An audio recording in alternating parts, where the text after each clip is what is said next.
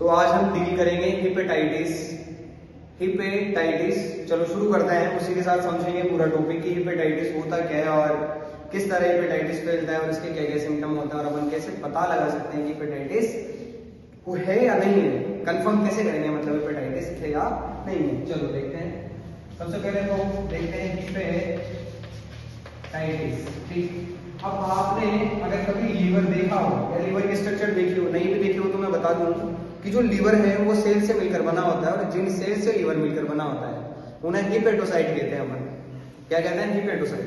तो liver hepatocyte से मिलकर बना है, किससे मिलकर बना है? हिपेटोसाइट से मिलकर। और तुम्हें यहाँ पर साफ साफ नजर आ रहा है कि हिपेट जो हिपेटोसाइट से सीधा कोरिलेट हो रहा है और आइटिस का मतलब इन्फ्लेमेशन है। क्या है?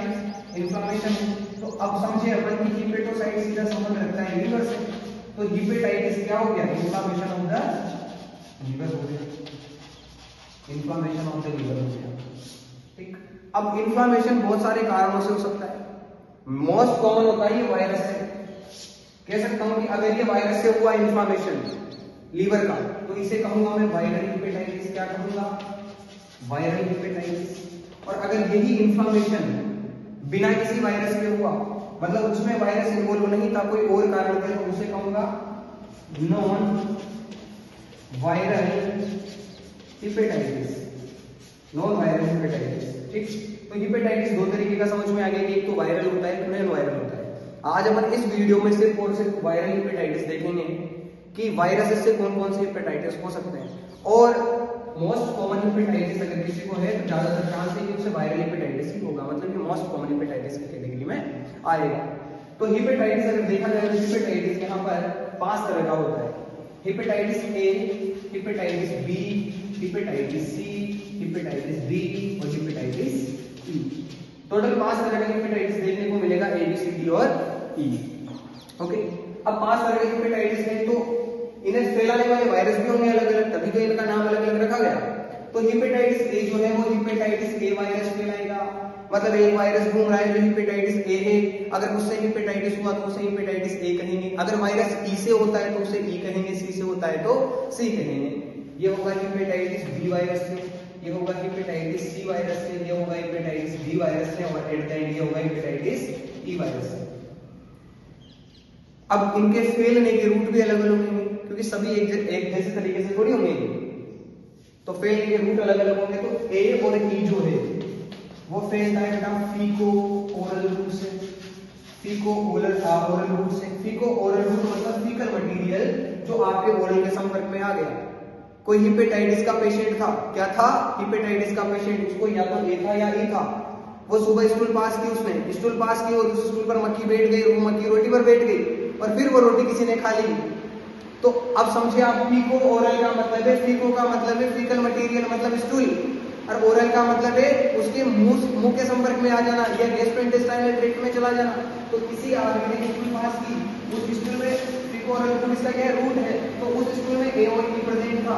इसे कोई भी मक्खी या पैरासाइट मान ले, कोई भी मक्खी या पैरासाइट ने उठाया और कहां ले गई? इस मक्खी और पैरासाइट उठाकर किसी भी रोटी पर रख दिया। कहां रख दिया? रोटी पर रख दिया, या फिर कह सकते हैं फूड पर। जैसे ही ये फूड इस मक्खी के पैरों के संपर्क में आएगा तो मक्खी के पैरों पर क्या लग गया था? हिपेटाइटिस ए और ई लग गया था। और इसे अगर किसी ने खा लिया, ईटिंग कर ली, तो क्या संभावना है कि उसे हिपेटाइटिस हो जाएगा? कौन सा? ए और ई वाला। तो अपन समझ गए कि हिपेटाइटिस ए फीको ओरल रूट से फैलता है और ये भी फीको ओरल रूट से फैलता है और दोनों फैलते हैं कंटामिनेटेड फूड या वाटर। कंटामिनेटेड फूड या वाटर से क्यों फैले? क्योंकि फीकल ओरल रूट के लिए क्या है? जो फीकल मटेरियल था उसका ओरल तक पहुंचना जरूरी है। ठीक, फीकल मटेरियल का ओरल तक पहुंचना बहुत ज्यादा जरूरी है। तो फीकल मटेरियल ओरल तक कब पहुंचेगा? जब कोई ना कोई पैरासाइट संपर्क में आएगा। अब पैरासाइट संपर्क में तो आया, लेकिन जरूरी थोड़ी है मक्खी मुंह पे बैठे। मक्खी किसी खाने पर या किसी भी वाटर जो है उस पर बैठ सकती है, तो वहां से भी ये फैल सकता है।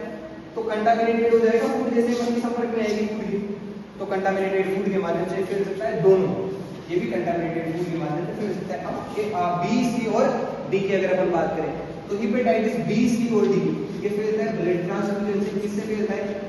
ब्लड ट्रांसफ्यूजन से। दूसरा फैलता है ये सेक्सुअल कॉन्टेक्ट और तीसरा फैलता है ये अपने पास पेरिनेटल ट्रांसमिशन।